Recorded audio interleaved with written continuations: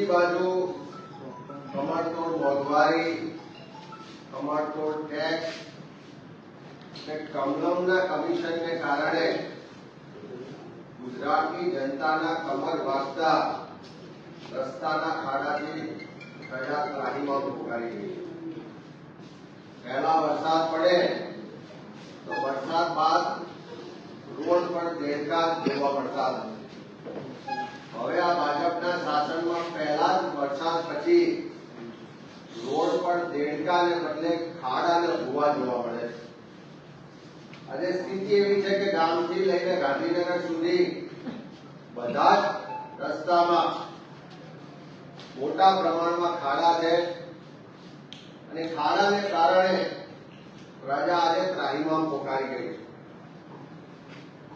આ રસ્તા પરના ખાડા ગુજરાતની પ્રજાની કમર તો ભાગે છે, પણ સાથે સાથે પ્રજાનું ખિસ્સું પણ ભાગે છે.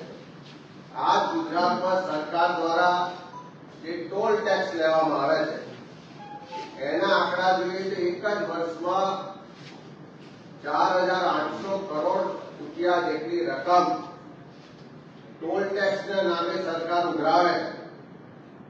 અને બીજી બાજુ જ્યારે ગુણવત્તાયુક્ત રસ્તા આપવાની વાત આવે ત્યારે સરકાર કુદરતનો વાત કાઢે છે.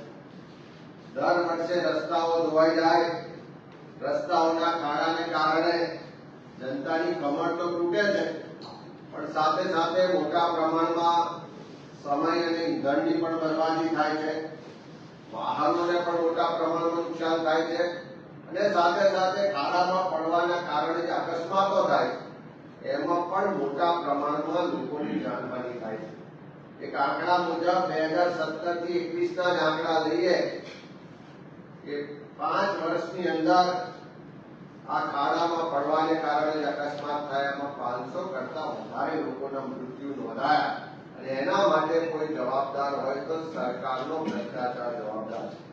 હમણાં અમદાવાદ કોર્પોરેશને જાતે સ્વીકાર્યું કે આ સિઝનની અંદર એકલા અમદાવાદ શહેરમાં 19,000 કરતા વધારે સ્થળોએ ખાડાનું રિપેરિંગ મરામત કરવામાં આવ્યું.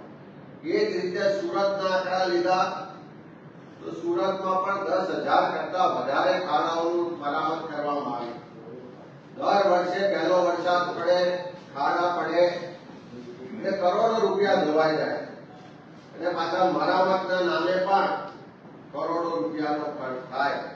આ તમામ જે પૈસા ખર્ચાઈ રહ્યા છે, કોન્ટ્રાક્ટરોને સરકારના ખિસ્સા ભરાઈ રહ્યા છે, એ પ્રજાના ટેક્સના પૈસાની બરબાદી થઈ રહી છે. આજે રાજ્યમાં માર્ગ મકાન વિભાગ અને શહેરી વિકાસ વિભાગ બંને માનનીય મુખ્યમંત્રી શ્રી હસ્તક છે. ત્યારે અમે માંગણી કરીએ છીએ કે આખા ગુજરાતમાં ખાડા રાજને કારણે જે પ્રજા ત્રાહીમામ છે, ચારે તરફ આ રસ્તાઓના નામે કરોડો રૂપિયાનો ભ્રષ્ટાચાર થઈ રહ્યો, ત્યારે જનતા સરકાર પાસે જાણવા પણ માંગે છે કે આમાં સાચી હકીકતે થઈ શું રહ્યું છે. એટલા જ માટે માંગણી કરીએ છીએ કે સરકાર આખા ગુજરાતના રસ્તાઓને ખાડા અને અનુસંધાને એક શ્વેતપત્ર બહાર પાડે કે છેલ્લા 1 વર્ષમાં રોડ બન્યો હોય અને એમાં ખાડા પડ્યા હોય એવા રસ્તા કયા કયા છે, 2 વર્ષમાં રોડ બન્યો હોય અને ખાડા પડ્યા હોય એવા રસ્તા કયા કયા છે, સાથે સાથે ગેરંટી પીરિયડમાં હોય અને રસ્તા ધોવાઈ ગયા હોય, ખાડા પડ્યા હોય એવા રસ્તા કયા છે. આ રસ્તાઓના મરામત પાછળ એ માર્ગ મકાન વિભાગ હોય કે શહેરી વિકાસ વિભાગ હોય, કયા રસ્તા પાછળ કેટલી રકમનો ખર્ચ કરવામાં આવ્યો છે, ગેરંટી પીરિયડમાં હોય તો કયા કોન્ટ્રાક્ટર પાસેથી આનો ખર્ચ વસૂલવામાં આવ્યો છે, સાથે સાથે એક જ કોન્ટ્રાક્ટરની વારંવાર ગુણવત્તા હલકી હોવાની ફરિયાદો હોય, એક જ કોન્ટ્રાક્ટર કે એજન્સીના રસ્તાઓ વારંવાર ધોવાઈ જતા હોય, એવા કેટલા કોન્ટ્રાક્ટરોને બ્લેકલિસ્ટ કરવામાં આવ્યા છે. એક રજૂઆત એવી પણ છે કે સરકાર કોઈને બ્લેકલિસ્ટ કરે તો આખું તંત્ર એવી રીતે મિલીભગતને ભ્રષ્ટાચારમાં ગોઠવાયેલું છે કે એ જ એજન્સી બીજા નામે કોન્ટ્રાક્ટ લઈને આજે પણ એ કામો ચાલુ છે. ત્યારે સરકાર આ તમામનો સર્વે કરાવીને શ્વેતપત્ર બહાર પાડે તો ગુજરાતની જનતાને ખ્યાલ આવે કે અમે જે ટેક્સ આપીએ છીએ એ પૈસાથી રસ્તા બને છે અને એ રસ્તામાં કોનો ખિસ્સું ભરાય છે, કોને લાભ થાય છે, પ્રજા હાડમારી પછી ક્યારે પૂછશે. ગુજરાતના આજે શહેરના રસ્તા હોય, ગામડાના રસ્તા હોય, સ્ટેટ હાઈવે હોય કે નેશનલ હાઈવે, બધાની એક જ સરખી પરિસ્થિતિ છે. અને આ ભ્રષ્ટાચારી તંત્રએ તો સરદાર સાહેબને પણ છોડ્યા નથી. સ્ટેચ્યુ ઓફ યુનિટી જવા માટે આખા દેશ અને વિશ્વમાંથી લોકો આવતા હોય, એ સ્ટેચ્યુ ઓફ યુનિટી જવાનો રસ્તો જે કદાચ આપણા પ્રધાનમંત્રીશ્રીની સ્પેસ ટેકનોલોજીમાં બનેલો રસ્તો હશે, એ સ્પેસ ટેકનોલોજીથી બનેલો રસ્તો કેવો ધોવાઈ ગયો એનો આપણે બધાએ વિડીયો જોયો. કેવી રીતે રસ્તાના પોપડા ઉખડતા એ આપણે બધાએ જોયા. અને જાણે રસ્તો સ્પેસ ટેકનોલોજીથી બન્યો હોય ને ઉખડીને સ્પેસ તરફ જતો હોય એવી સ્થિતિનું નિર્માણ આપણે બધાએ જોયું છે. ત્યારે આખા ગુજરાતની જનતા ખાડા રાજથી હેરાન પરેશાન છે. મુખ્યમંત્રી શ્રી કદાચ અને આખી સરકાર ભાજપની સભ્ય નોંધણી ઝુંબેશમાંથી નવરી પડે તો ગુજરાતની જનતાની ચિંતા ચોક્કસ કરે.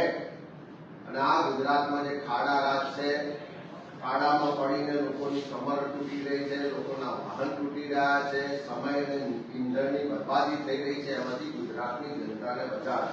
ત્યારે આરંભી અને શહેરી વિકાસ વિભાગ બંને મુખ્યમંત્રીશ્રી પાસે છે, ત્યારે જનતા એ પણ પૂછે છે કે દાદા ભ્રષ્ટાચારીઓ સામે મૃદુ કેમ છે? અને ગુજરાતની જનતા જે ખાડામાં પડી રહી છે, પ્રજા ટેક્સ ભરી રહી છે, આ ભ્રષ્ટાચારીઓને ડામવા માટે અને આ ખાડા રાજમાંથી કાયમી મુક્તિ માટે મુખ્યમંત્રી મક્કમ ક્યારે બનશે એ પણ ગુજરાતની જનતા પૂછી રહી છે.